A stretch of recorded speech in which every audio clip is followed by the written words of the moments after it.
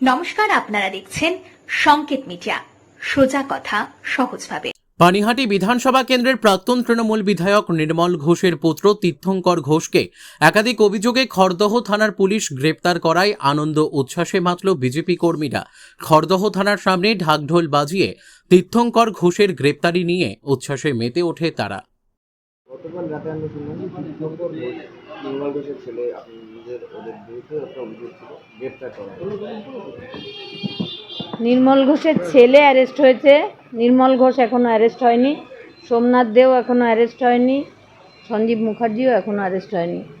এরাই হচ্ছে সেই মানুষ যারা আমার মেয়েকে দ্রুততার সঙ্গে এনে পুড়িয়ে দিলে তথ্য প্রমাণ শেষ লোপাটকারী। তথ্য প্রমাণ লোপাটের যে হয়েছে তার শেষ তথ্য প্রমাণ লোপাটকারী একজন ধরা পড়েছে, ছেলে ধরা পড়েছে, মানে বাবাও এবার ধরা পড়বে।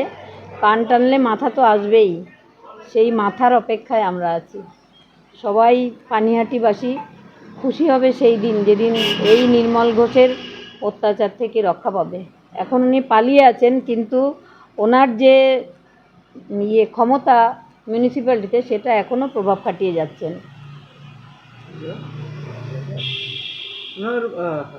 নির্মল ঘোষকেও তো পাওয়া যাচ্ছে না পুলিশের তরফে। না, পাওয়া যাচ্ছে না, পাওয়া যাচ্ছে।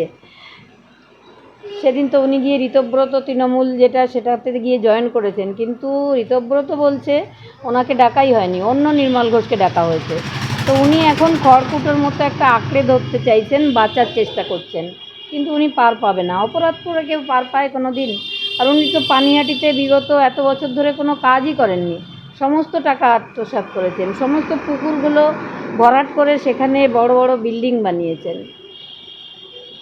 Subscribe our channel. Press the bell icon.